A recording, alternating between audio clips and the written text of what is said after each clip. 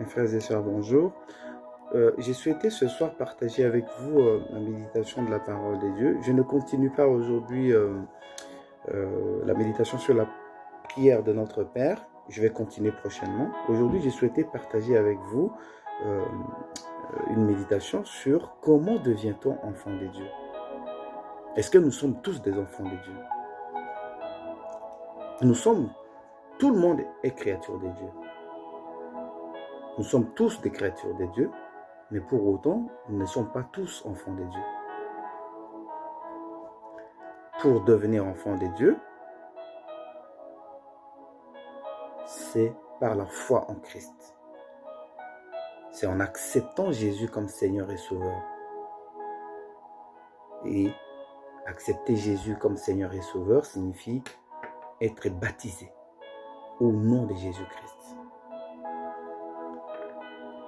Être baptisé signifie qu'on accepte d'abandonner sa vie du passé, son ancienne vie de péché, de suivre le Christ, c'est-à-dire la nouvelle vie de Christ, la nouvelle vie des enfants de Dieu. C'est seulement par le baptême, c'est seulement en acceptant Jésus comme Seigneur et Sauveur qu'on fait partie de la famille des enfants de Dieu. Ce n'est pas par nos propres efforts, ce n'est pas par notre propre zèle, mais c'est Dieu qui fait en sorte que nous devenions enfants de Dieu. Nous allons lire Galates chapitre 3, verset 26 jusqu'au verset 27. Dit, car vous êtes tous fils de Dieu par la foi en Jésus-Christ. Vous tous qui avez été baptisés en Christ, vous avez revêtu Christ. On est tous créatures de Dieu. Même le serpent, même le chien est une créature de Dieu. Mais le chien n'est pas enfant de Dieu. On devient enfant de Dieu qu'en revêtant le Christ. Et quand on revêt le Christ, ça veut dire qu'on accepte d'être baptisé, de mourir avec le Christ. Mourir avec le Christ signifie enterrer ses péchés d'aujourd'hui, enterrer sa vie que l'on mène aujourd'hui, enterrer ses pratiques que l'on fait aujourd'hui, enterrer ses péchés et accepter de suivre le chemin du Christ. Accepter de suivre le chemin de la sainteté. Jean chapitre 6, verset 44 dit « Nul ne peut venir à moi si le Père qui m'a envoyé ne l'attire, et je le ressusciterai au dernier jour. » Vous comprenez donc que on ne devient pas enfant de Dieu par ses propres efforts, par ses propres moyens, par son propre zèle. On devient enfant de Dieu par la grâce. C'est Dieu qui attire, c'est Dieu qui appelle. L'homme accepte cette grâce de Dieu en acceptant le Christ, en ayant la foi en Jésus-Christ. Avoir la foi en Jésus-Christ, le piège et le problème de la foi, c'est que à partir du moment où on aura vu Jésus, il n'y aura plus besoin de la foi. Et ça, justement, le piège de la foi, c'est que on ne voit pas, mais on croit.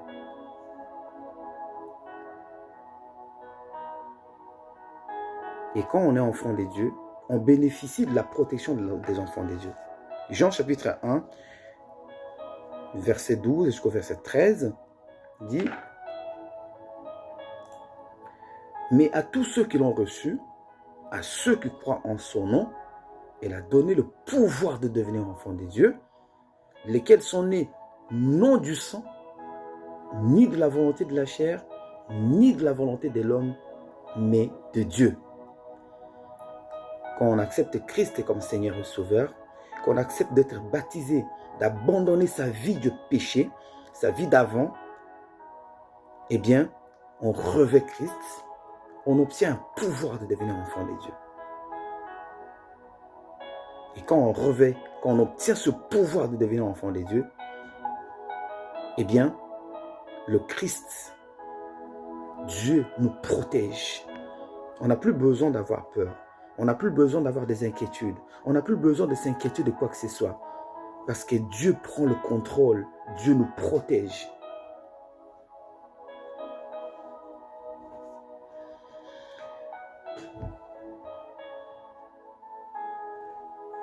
Vous comprenez donc qu'il n'est jamais tard de devenir enfant de Dieu. Et Jésus ne vous jugera pas puisque vous êtes arrivé en retard. Il n'est jamais tard de devenir enfant de Dieu. Et le Christ ne vous jugera pas pour tous les péchés, pour tout ce que vous faites de mal aux autres. Le Christ ne vous jugera pas. La porte est toujours ouverte. Abandonnez votre vie de péché. Abandonnez ce que vous faites aujourd'hui de mal et acceptez Jésus comme Seigneur et Sauveur et vous aurez la vie éternelle. Un enfant de Dieu ne craint pas, car on est sous la protection de l'Esprit Saint, on est sous la protection de Dieu. Le psaume 91, verset 7 dit « Que 1000 tombent à ton côté et 10 000 à ta droite, tu ne seras pas atteint. » C'est comme tout enfant bénéficie de la protection de ses parents. De la même façon qu'on accepte Christ comme Seigneur et Sauveur, on bénéficie de la protection de Dieu. On bénéficie de la protection de Jésus-Christ.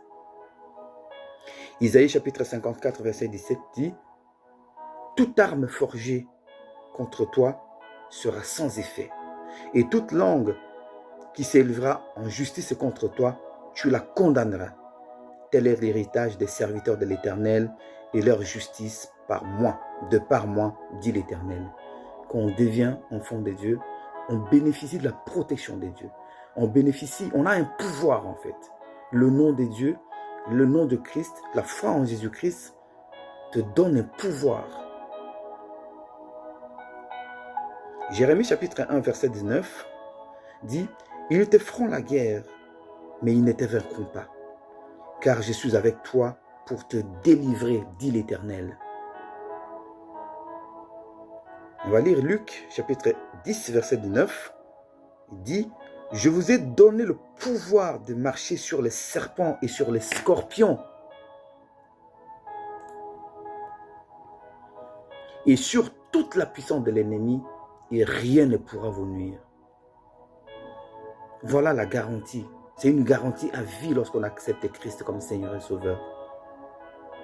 Et accepter Christ, c'est accepter de rompre avec sa vie du péché, de rompre avec sa vie du passé et de suivre la vie du Christ, la vie des enfants de Dieu, la vie de pardon, la vie d'amour, la vie de la justice, la vie de la joie des enfants de Dieu, la vie de l'entraide. On ne peut pas être enfant de Dieu et mener la vie de péché et souhaiter du mal aux autres, faire du mal aux autres, nuire aux autres. On ne peut pas. Ce n'est pas compatible avec la vie des enfants de Dieu. Je vous invite, mes frères et sœurs, ce soir, à abandonner la vie de péché, à abandonner la vie que l'on mène aujourd'hui. Parce que le Christ peut venir maintenant. Et n'oubliez pas qu'il n'est jamais tard de revenir à Christ. Il n'est jamais tard de donner votre vie à Christ. C'est une garantie, c'est un gage de vie éternelle. C'est un gage de protection sur cette planète Terre. Que Dieu vous bénisse et que toute la gloire soit rendue à Dieu. Amen.